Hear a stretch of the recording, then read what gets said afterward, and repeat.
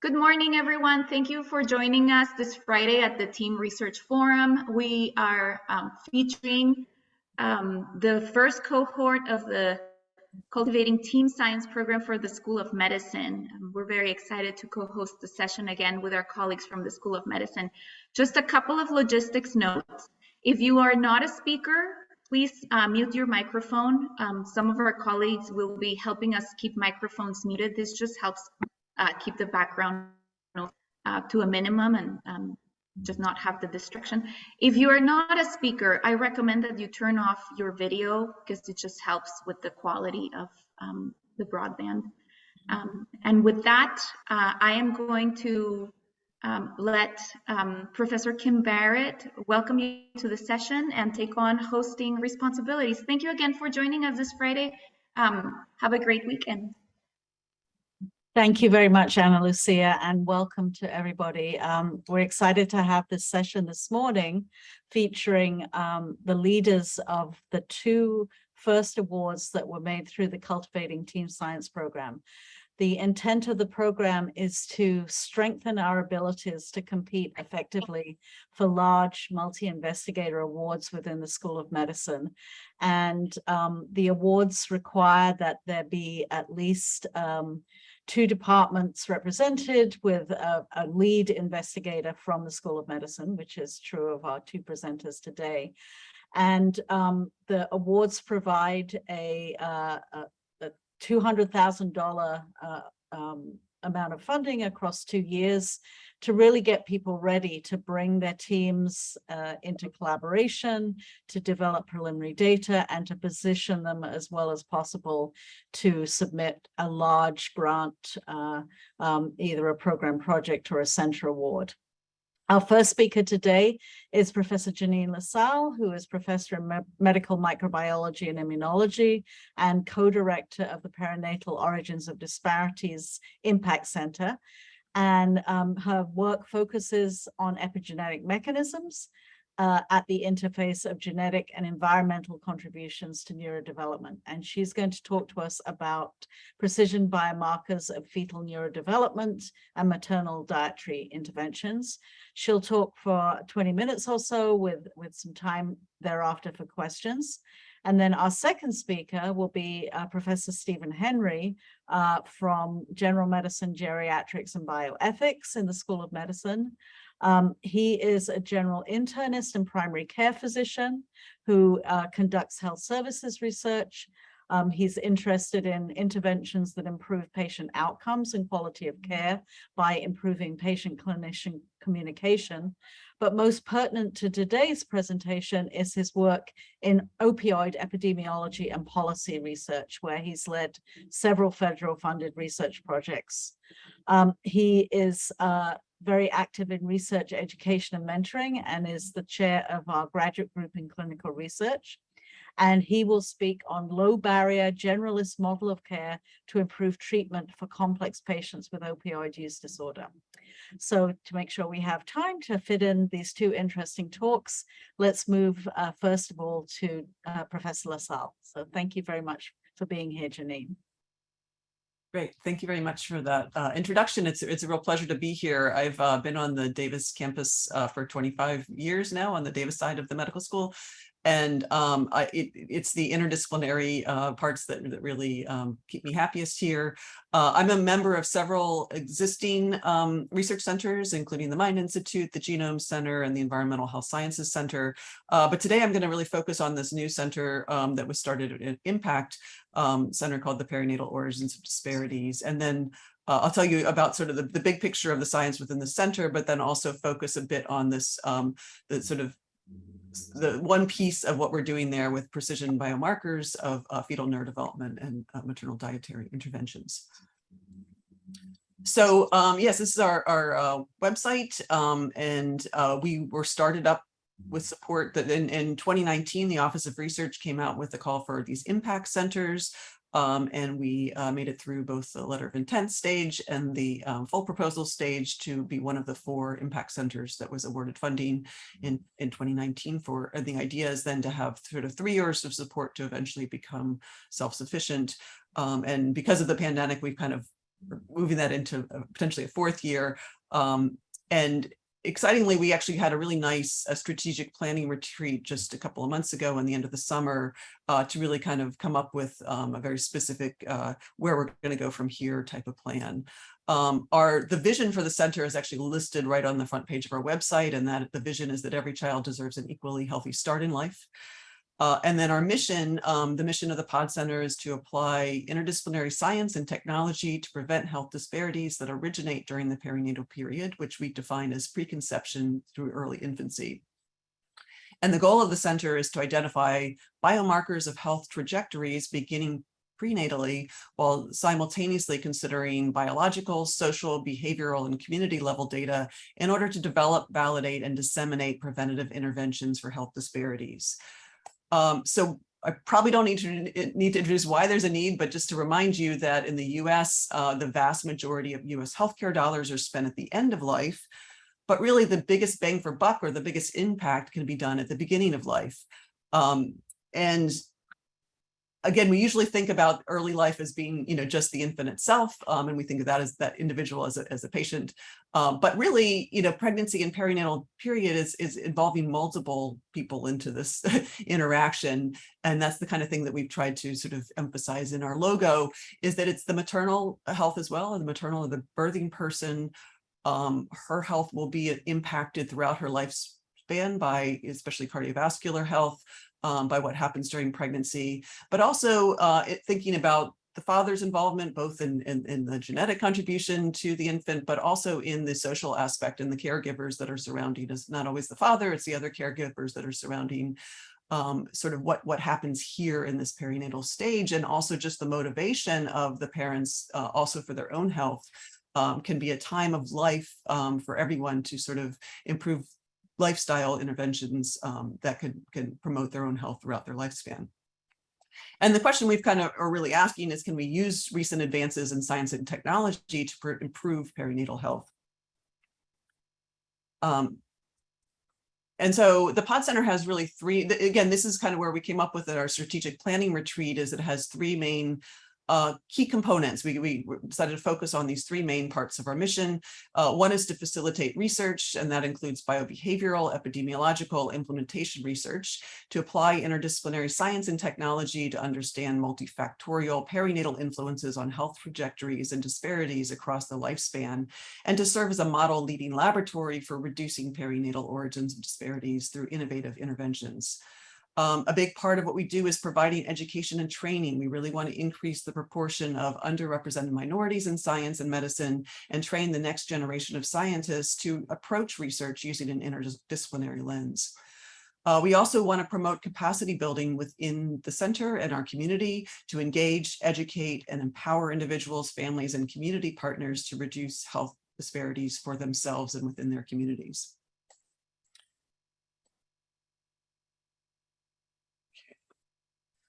So this is our team, and I wish I had time to talk to you about every member of our faculty and student team. But I did want to mention that I co-direct the center together with Leanne Simmons, who and I'm the sort of biomedical anchor of the center, and she's at the social sciences anchor, so we complement each other well in expertise. She also serves as the chair of human ecology, which is in the College of Ag and Environmental Sciences on the campus. So again, we've got a really nice diverse group of faculty in different disciplines, really spanning both Sacramento and Davis, across multiple disciplines, departments, schools, colleges. We have a wonderful coordinator that we added this year, Anna Rosenbaum, and she really keeps us interacting all together. And she also puts out a newsletter once a month that I encourage you, if you want to follow us. It lists, all the events we're doing, the publications and new grants that we're getting, and you can sign up by email to receive that newsletter. We meet. We're obviously a virtual group with our big spans across multiple campuses, and we meet monthly for research meetings that can focus both on sort of new research to individual faculty, as well as at the time we do brainstorming for putting in new grant applications and putting the teams together for those. We also have a monthly journal club that, again, anyone on the campus is welcome to join us. It's really there more for the students and postdocs, which we have a number of members, a lot of them that aren't even listed here. And then also we have a good faculty turnout in those journal clubs as well. It's a great time to sort of teach interdisciplinary science, and when you have people coming from different perspectives discussing a specific research study. This is how the interdisciplinary science kind of looks graphically. We've tried to show the interwoven threads. So on the main sort of threads, we've got biobehavioral sciences, epidemiology, and then clinical and community interventions. And then woven between these are the technologies of genetics and epigenetics, and they're using a lot of sort of genomic technologies. Engineering and data sciences is a big part of what we do, as well as economic modeling. We've brought in some health economists to help with sort of modeling how some of these interventions may be beneficial.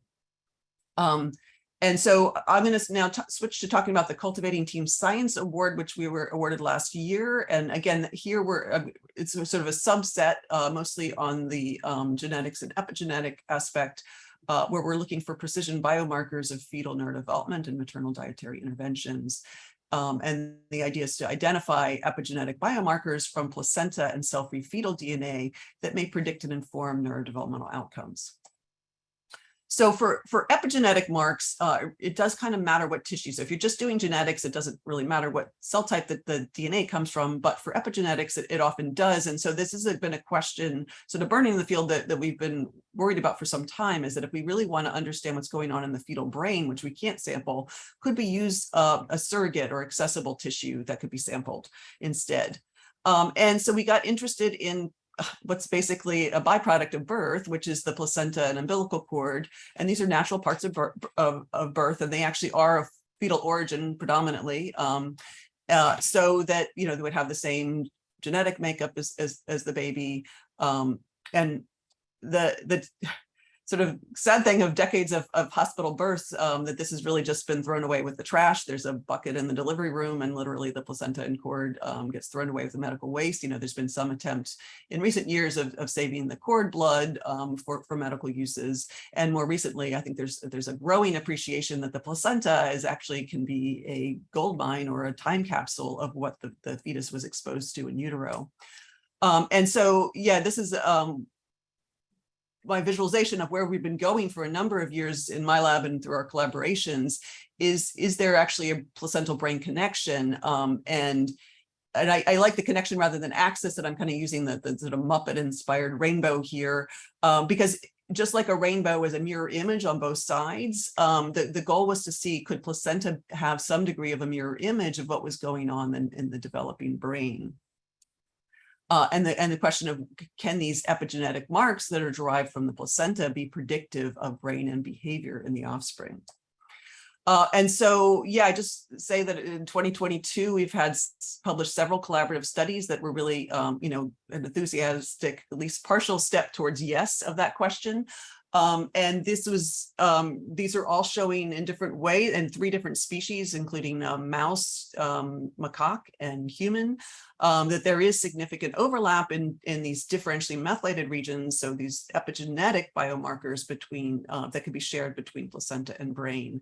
I'm going to give you a little glimpse of these 2 papers that are the most recent, but I also want to shout out to this mouse study that we did, because this is an actual exposure. PCBs are very prominent in the environment, although they're decreasing, but there's still a concern for neurodevelopment.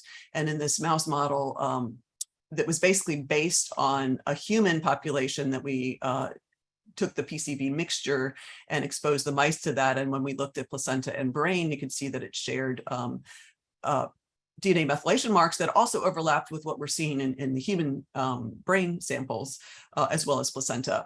But I want to sort of expand a little bit first on this human study that we published this year in describing a new gene, using placental methylome to actually find a new gene locus for autism, as well as the one that just was published a couple of weeks ago on the macaque model of maternal obesity.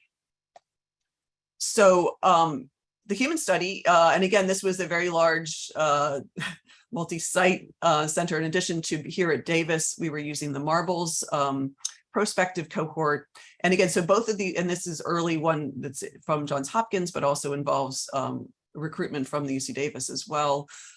So the goal here is it's very hard to get placenta. It's usually not stored. So these are both prospective studies where they recruit mothers that already have one child with autism, one or more children with autism that are planning another pregnancy. And then they follow them during pregnancy. They collect blood during pregnancy, and then at birth, they collect the placenta and cord, which is challenging. You got to be there to time everything. And then they follow up the children to age 3, and we go with an age 3 diagnosis of autism, or they're diagnosed in the Minds Institute for Behavior.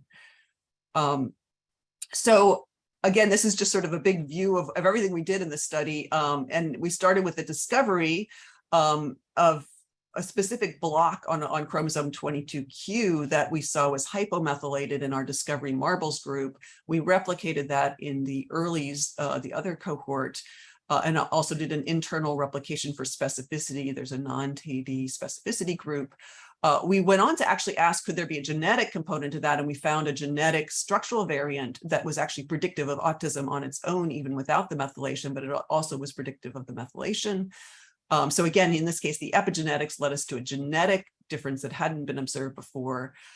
We then also did some functional follow-up on this novel gene that was in the locus, but poorly annotated. We actually got to name it, and we called it neuronal hypoxia inducible placenta associated, or NHIP, based on the functional characterization that it gets expressed in response to hypoxia or oxidative stress. And then we also did RNA-seq and some other sort of follow-up investigations to have some idea about what NHIP is doing. And again, to make a long story short, this is kind of the model that we were going with from that paper. And it's interesting because that structural variant, if individuals with ASD had a much higher level of people that were homozygous for the structural variant, I mean, they had 2 alleles that had this big chunk of DNA. And again, this is very repetitive DNA that we were predicting would block the gene's proximity to an enhancer upstream, and that we know that the NHIP expression and the DNA methylation is lower in individuals with the structural variant. But the interesting thing is, too, we also saw we had access to information from Rebecca Schmidt, who's working on this as prenatal vitamin use, which we know is protective for autism. So they were more like the autism samples were more likely to have the mother not taken prenatal vitamin in the first month of pregnancy. And interestingly, there was protection from autism. Even if you had, there were some individuals, and again, our numbers are really low, so it's speculative at this point, but it really appeared that the risk for, that was the genetic risk for autism could be somewhat counteracted by prenatal vitamin use in that first month of pregnancy. And we think this is going through this oxidative stress model where excessive oxidative stress could be counteracted. And it's known that prenatal vitamins and folate in the prenatal vitamins act on this. So now I'm going to switch over to the maternal obesity project. And this is interesting, and again, of current use, of current interest, because obesity is increasing in the population, and currently about 2 in 3 pregnant women in the United States are either overweight or obese, and this has potential problems. The mechanisms involved and why this is an issue are diverse. And again, not every woman that is overweight or obese has problems, results in a child with a neurodevelopmental disorder or problems down the road. So there's a lot of individual variation, but the mechanisms are everything from placental nutrient delivery, epigenetics, which is what we're working on. The immune system and inflammation is a big part of this, and having that inflammation during pregnancy because of the obesity can have influences on health. And then also, obviously the area of microbiome, that we know that obesity can change the microbiome of the mother, and that can have impacts on the fetal and the child microbiome as well, and their health. And again, it's well known that the risk for cardiovascular disease this is the developmental origins of health and disease, that it's known that maternal pre-pregnancy obesity and excessive gestational weight gain are associated with an increased risk of obesity in the offspring during both childhood and adulthood. But then also for the mothers themselves, that women with hypertensive disorder of pregnancy have increased risk for cardiovascular disease later in life. And then I got also interested in the maternal obesity issue from the work coming out in terms of risk for autism spectrum disorders, and that maternal pre-pregnancy overweight or obesity increases the risk for autism or developmental delay in the offspring. And this can be up to almost 2 times higher in the cases of severe obesity. And again, the excessive gestational weight gain during pregnancy is associated with ASD, specifically in the male offspring. And again, as we know, both obesity and autism have increased in recent decades, and now we're up to 1 in 44 children in the US are being diagnosed with autism. This is much higher in boys than girls. And overall, for all neurodevelopmental disorders, we're up to 1 in 11 children in the US with a neurodevelopmental disorder. So to understand the biology and hope to sort of understand how predictive biomarkers may play a role in understanding the response to maternal obesity, we took part in this was a real team science effort. And it was actually, the grant was written actually by Cheryl Walker and Kathy Vandervoort.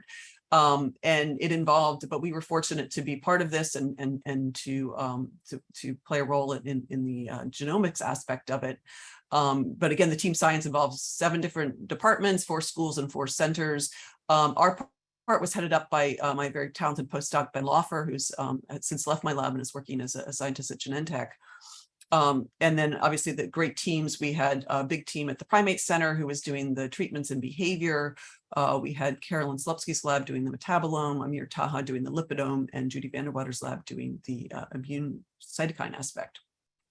And so basically the experimental design was this, they're in the macaque indoor colony at the Primate Center. There are already many of them that were just getting obese. And this is interesting thing about obesity. It's not just humans that are getting increasing in obesity. It's also our laboratory animals. And so they would choose the macaques that were obese within the colony versus the controls. And then with the obese ones, we also had 2 interventions. One was a calorie restriction, meaning they just got fewer biscuits a day for their food, versus a pravastatin statin drug to help reduce the inflammation. And there was blood drawn at multiple time points during pregnancy, which was great because we really had this nice longitudinal study. And at that point, this is where we're getting the cell-free fetal DNA is from the plasma. And interestingly, they were already doing this because they wanted, again, monkey studies are very expensive, and they wanted to reduce the variability associated with sex of the offspring. So they were looking for only male pregnancies that had male offspring. So they were already doing cell-free fetal DNA to look for the Y chromosome. So we took advantage of that and grabbed that very small amounts of cell-free DNA that was coming from the serum to do our sequencing on, and I'll show you in a minute. But the great thing about this experiment that we can never do in humans is that not only did we get behavior of the offspring in their infancy, but we also got the brain samples at 6 months of age. And then we could integrate the DNA methylation in the brain, not only with what we saw in the cell-free fetal DNA, but also with the metabolites and lipids that were being done by these 2 other laboratories.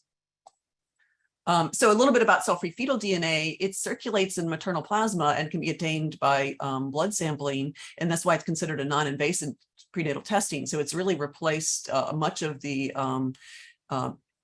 amnio testing that was previously done to look for things like Down syndrome. And so for genetic testing, this is becoming much more common, at least for an early screen of potential for having some of the chromosome abnormalities.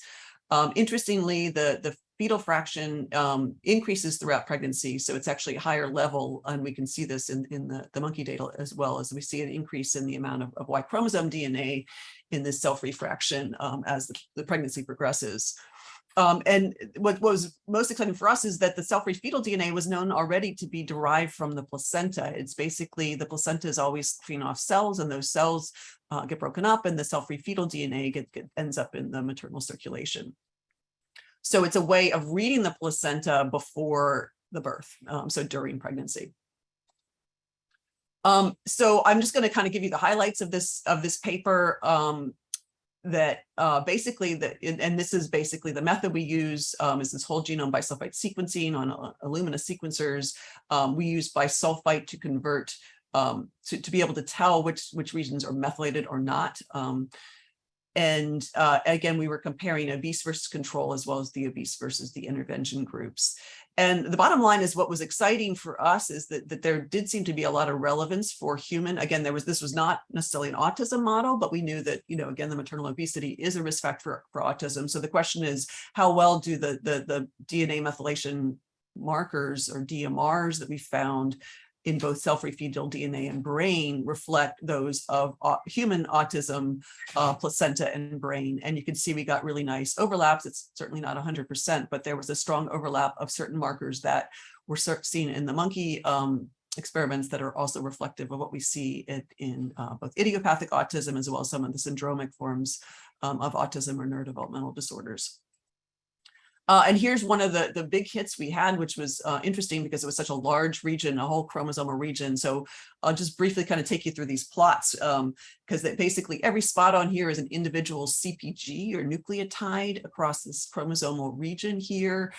It was interesting, again, in the macaque genome, it's not as well annotated as human, although in this locus, there seems to be multiple non-coding RNAs, including this MIR 663, which was interesting because there is a lot known about MIR 663 in human. It's known to associate with obesity and adipocyte differentiation, as well as inflammation and the mechanism of resveratrol action.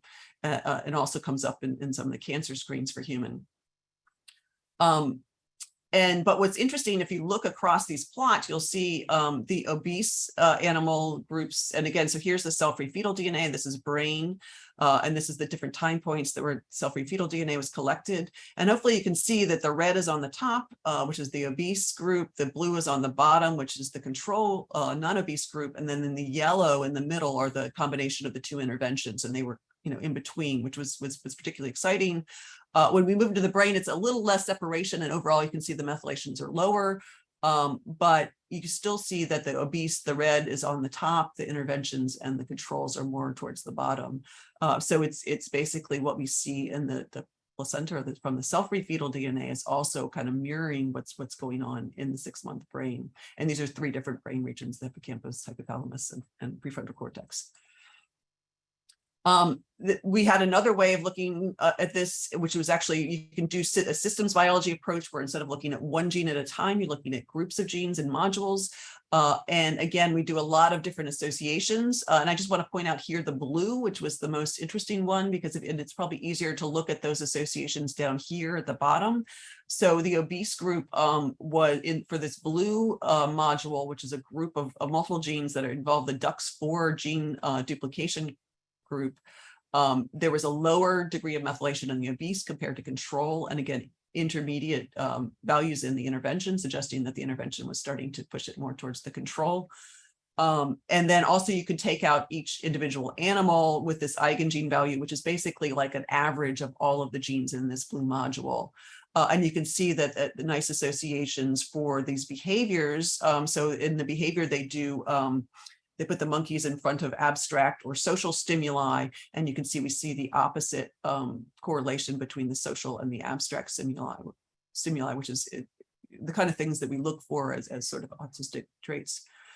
And then also we could correlate these with the lipidomics, the metabolomics, as well as, I'm not showing on this slide, but it's definitely throughout the paper, is the the cytokines. And here, this is showing the correlation with the brain, but we've also done this with the maternal blood. And here's some of the examples of the metabolites. And linoleic acid is known to be reduced in autism. So this was a particularly interesting finding. So the conclusions from that study was that maternal obesity is associated with epigenetic changes to infant brain that correlate with behavior and metabolism, and that a specific gene loci DNA methylation patterns in the cell-free fetal DNA derived from the placenta correlated with those found in brain. Also, the maternal blood levels of inflammatory markers and metabolites were associated with the cell-free fetal DNA methylation levels and detectable as early as the first trimester, which is exciting in terms of intervention.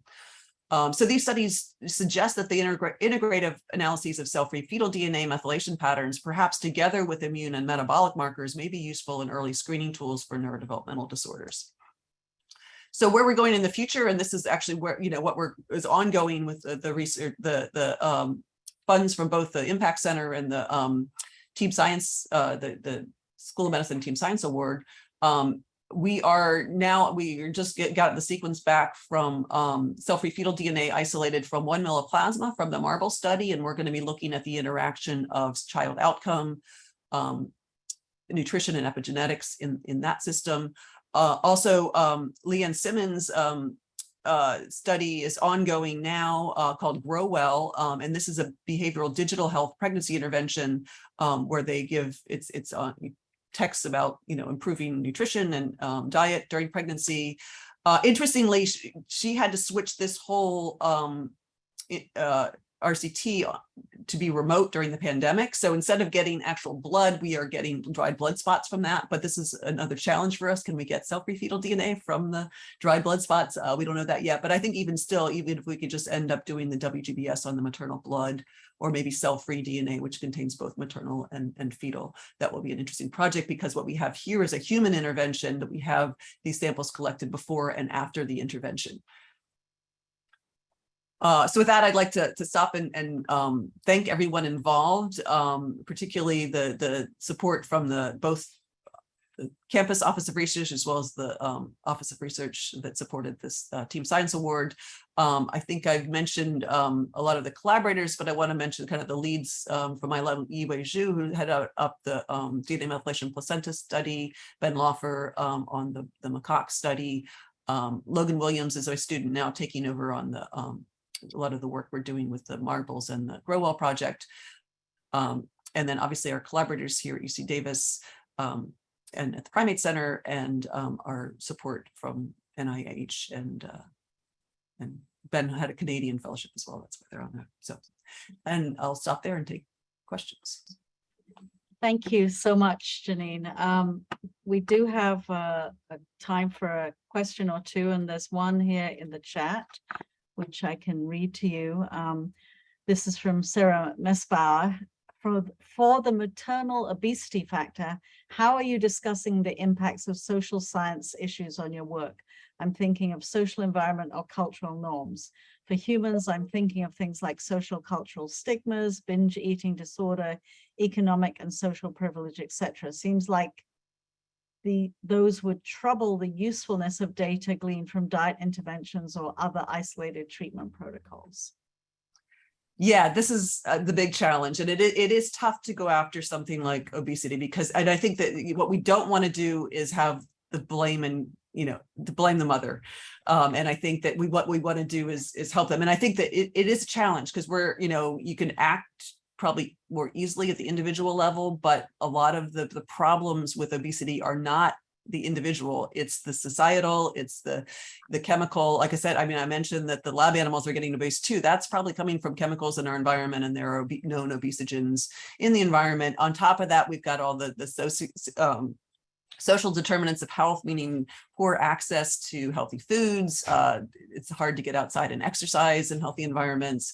So all of those things enter in. And again, yeah, I don't have a solution. We're definitely not about, and this is something, that I learn a lot from the social scientists. And I think Leanne is also thinking towards how do we remove the stigma about it, and so we can do the most help. But I think just ignoring the problem won't make it go away either. So I think we have to take that tough challenge head on, but not go into it blaming anyone for their own health problems. It really is coming from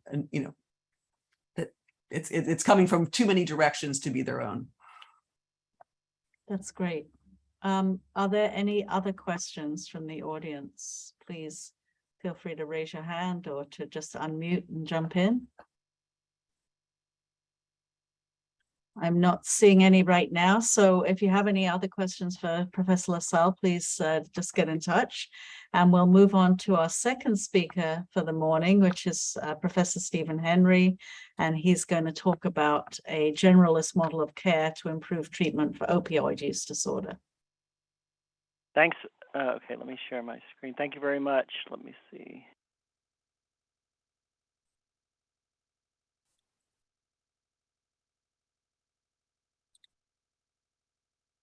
Everyone's, are the slides coming through okay?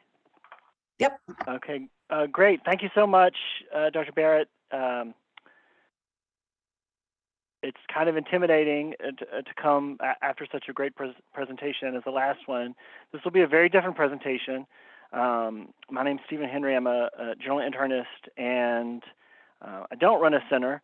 So this is really talking about how my colleagues and I have used the Team Science Award that's been awarded by the school that we got from the School of Medicine. That Dr. Barrett mentioned at the beginning, how we have sought to use those resources and the charge, more importantly, probably, or as importantly, the charge to apply for a large center or program project grant to try to build a new team of researchers around the problem of treatment with opioid use disorder. So this is very much a works in progress presentation, and I will make sure that we get you out of here before 11:30. So many of you have probably seen graphs similar to this one. This is something from the National Institute of Drug Abuse's strategic plan that was published a few weeks ago. This is a graph of drug overdose deaths in the United States over the last 20 years. And you probably have all heard about opioids on the news. And basically the story of the last sort of 20 years has been a progressive and now sort of geometrically increasing rate of drug overdose deaths in the United States. These were in the 2000s largely sort of prescription opioids, the blue line, but in the last 5 or 6 years, really the biggest change has been the rise in illicit fentanyl-related overdoses. Fentanyl is a synthetic opioid that is much more powerful and much more fatal than prescription opioids for a variety of reasons. So as of, I think, 2021, the U.S. is now having over 100,000 drug overdose deaths per year, and a little more than around 2/3 of those are related to opioids, particularly. And so this is obviously a major problem that's not hasn't been going away, not been going away anytime soon. And one of the upsetting things for physicians is that we have pretty good treatments for people who have opioid use disorder. That is, people who are physically dependent on opioids and have substance use, either prescription opioids, illicit opioids like fentanyl or heroin. But if you look at the data, there's a huge gap in treatment. So these are data from 2019. Only about 10% of Americans who had a substance use disorder received any treatment for that disorder in the past year. And the number is similar for if you look specifically at opioid use disorder. So this is only less than 1 in 7 people who have an opioid use disorder are getting any treatment. And it's frustrating because we have pretty good treatments. It's just hard to get them to people. And so this is one of the big motivations of how we wanted to focus our center grant application using the Team Science funds. And so just some more background, there are 3 medications that are effective for treating opioid use disorder, and there are 2 main ones. The traditional one is methadone. Methadone is a long-acting opioid medication that's been around for a long time, but there are a lot of problems with it. It's heavily federally regulated, so you can only take this medication at methadone clinics, federally licensed methadone clinics. You can't take it in primary care clinics. You can't, and it typically requires daily dosing. So people who are getting treatment, this medication, have to come to the clinic every day, and they get this sort of pink liquid in a cup that they have to drink while people watch them. So you can imagine, if you think of all we know about diabetes, how difficult it is to manage and hold down a job if you have to manage your diabetes and administer insulin. Imagine how hard it is to function in society if you have to come to a clinic. You come to a clinic every day and take this medication.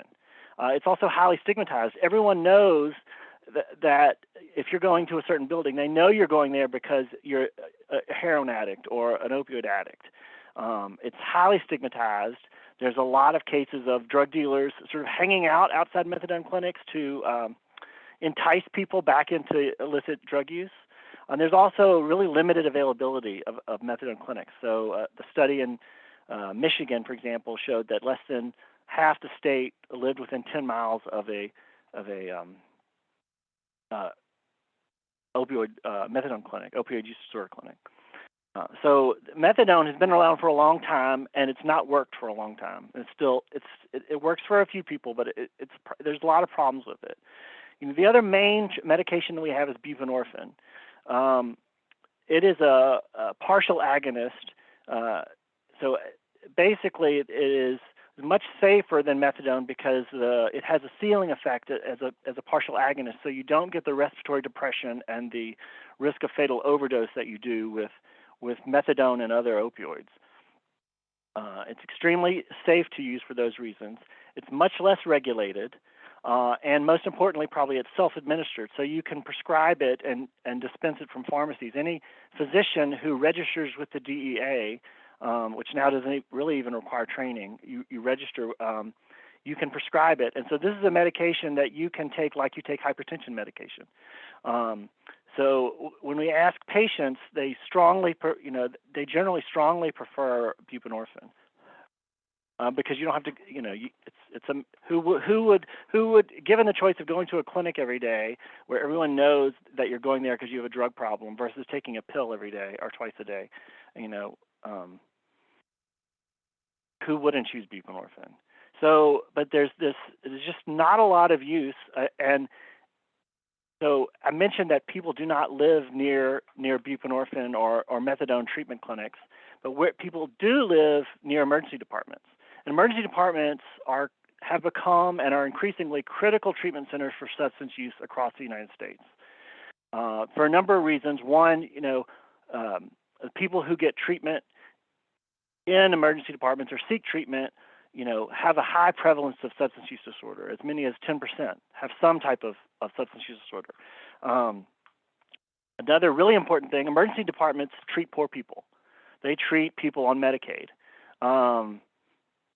Which is not the case for most clinics, outpatient clinics. And they're open 24 hours a day. So there are people who are struggling with opioid addiction. They have chaotic lives. And so it's difficult for them to make appointments. They can go to the emergency room when they're available to. So people recognized the potential to leverage emergency department structure and location to increase the access to opioid use disorder treatment, particularly buprenorphine. This is results from a landmark study published in 2015 that compared people coming to the emergency department with opioid use disorder, randomized them to three arms. One is the SBIRT, which is sort of brief intervention and referral to treatment, sort of a standard. We noticed that you have a problem with opioids. We're going to refer you to clinic. The second arm was SBIRT plus facilitated referral. That is, they got them an appointment, a follow-up outpatient appointment, a while before the patient left the emergency department. And the third arm was starting buprenorphine in the emergency department plus the facilitated referral. And you can see the results in the red. The number of people who remained engaged in addiction treatment, was twice that when you started buprenorphine in the emergency department. The use of illicit drugs was much, much lower. The baseline rate for all of the groups, as reference, was about 5 or 6 times a week, and so you dropped it down to less than 1 day a week. And importantly, there were a lot less use of inpatient addiction services. So this paper really kind of revolutionized the role of, or how emergency medicine saw itself in terms of addiction treatment, and starting recognizing and treating substance use disorder, particularly opioid use disorder, is now sort of on the way to becoming standard of care, I would say, in emergency medicine. But there's still, we're still coming from a place where there's almost, there's just so little capacity. So what happened in California is, based on this study in 2015, a lot of states started looking at programs to identify people with opioid use disorder and treat them in the emergency department. Well, California sort of went bigger than any other state. They created something called CA Bridge. This was largely created by emergency physicians and co-led by my co-principal investigator, Amy Moulin, from the emergency department here at UC Davis. CA Bridge is a major program that did a couple of things. It provided technical support for teaching physicians how to do emergency department initiated buprenorphine, and it funds hospitals to hire drug and alcohol counselors who can assess patients for OUD and then facilitate outpatient referrals. So, for example, UC Davis, if you come to UC Davis after an opioid overdose, or they recognize that you have opioid use disorder, they might start you on buprenorphine there and refer you typically to one of these federally qualified health centers, primary care clinics that focus on treating vulnerable patients. One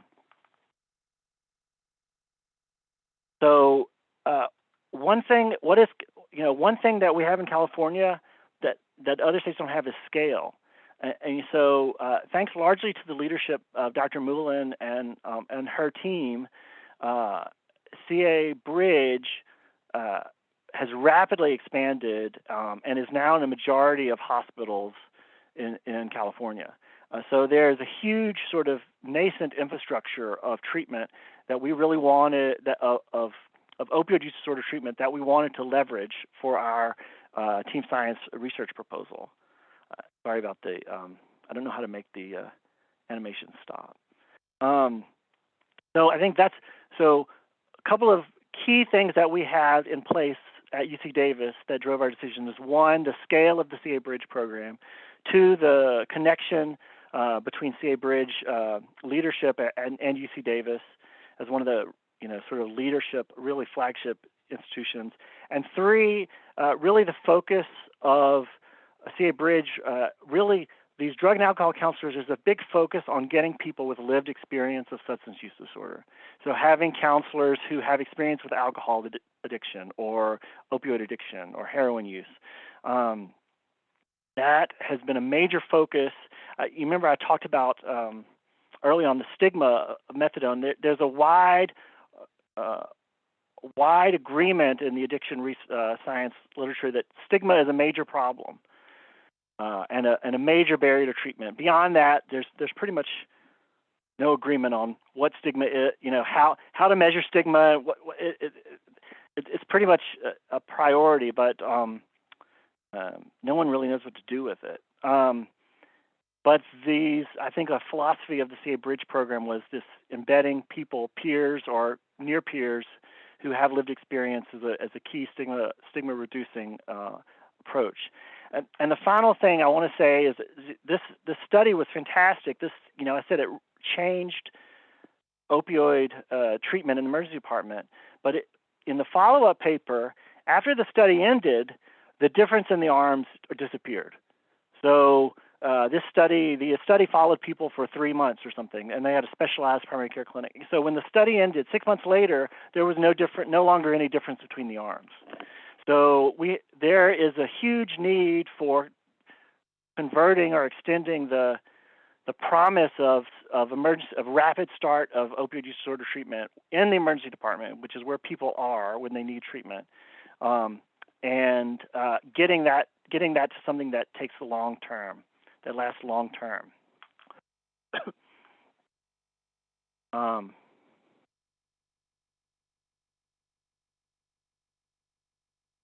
Let me see. I was looking at the chat.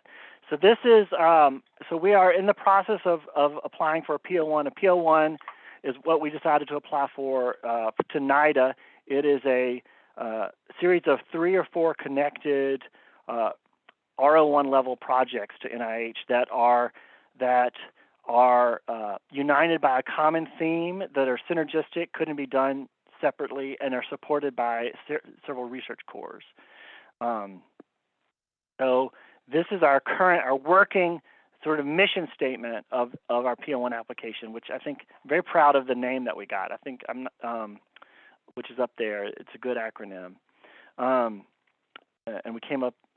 So the overall goal is to transform opioid use disorder treatment by promoting a patient-centered, generalist-led approach that's universally available to low-income patients and provide stigma-free treatment initiation and care coordination to facilitate long-term recovery. So this is our current state of what a sort of PO1 looks like, and this is our current sort of organization. The green boxes are the 4 different projects. The light yellow boxes are the cores. So it's a lot of work, not only trying to figure out how to write this grant, write all the pieces, but I'll make them all fit together, which has been a huge steep learning curve. So Project 1, which is led by my co-principal investigator, Dr. Amy Moulin, is a patient-level treatment, patient-level study, a randomized trial looking at people offered buprenorphine and randomizing them to receive either standard CA bridge treatment or a series of motivational interviewing sessions that are conducted by the CA bridge counselors with lived experience. So we really wanted motivational interviewing is a well-documented treatment, psychological counseling treatment approach for substance use disorder. But I think in this case, we feel like you really can't divorce. We wanted to get at this need for longitudinal long-term support after people leave the emergency department, because people do find, that's really where the next step is, I think. Project 2, which is being led by Dr. Beth Magnan from Family Medicine, is a longitudinal observational study that's built sort of on top of the first project, where patients are offered, same sort of population, patients who are offered buprenorphine at an emergency department site. And the goal of this study is to examine associations between patient-reported stigma measures and opioid use outcomes, and also to examine the impact of the motivational intervention on stigma. And this project we have a lot of social psychologists. We have a social psychologist, Dr. Andy Todd, who's helping with this, and also a stigma researcher at UC San Diego. This is probably when we talk to NIDA, this is the project they get most excited about, because NIDA understands that stigma is a problem. Dr.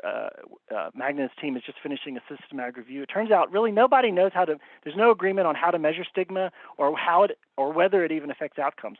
It's shocking how sort of, at least in a substance use disorder, how much work there is still to do in this field compared to the amount that people talk about it. Project 3 is one that I'm leading. This is a clinic level evaluation, observational study. And I want to look, as a primary care physician, I want to look at the impact of the outpatient care that patients receive on patient experience and outcomes. So just some background, patients, depending on the local environment, people tend to get referred to 3 different types of clinics for ongoing treatment. One is a sort of standard primary care clinic. These are almost all federally qualified health centers, or FQHCs. Those are special primary care clinics that focus on treating vulnerable patients and get additional money from the government to do so. It's really in California, it's the only mechanism for that you can. That's sort of where all Medicaid patients get treatment, pretty much, in the outpatient.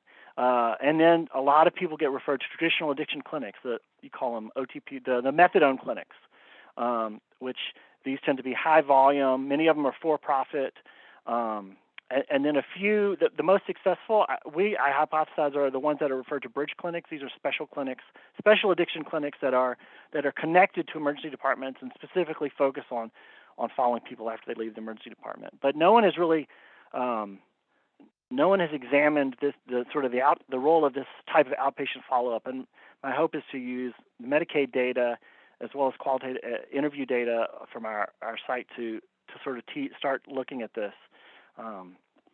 What is the best outpatient? What is the long-term outpatient context that needs to be in place? One of the challenges of this project, I had a slightly different project in mind here, and then NIH came out with a new RFA that was sort of tailor-made for that project, and so I felt I owed it to my department chair that we had to switch and move that project to a different RFA, and we had to adjust this project 3 so that we wouldn't get put in NIH jail for submitting the same project to 2 different RFAs at the same time.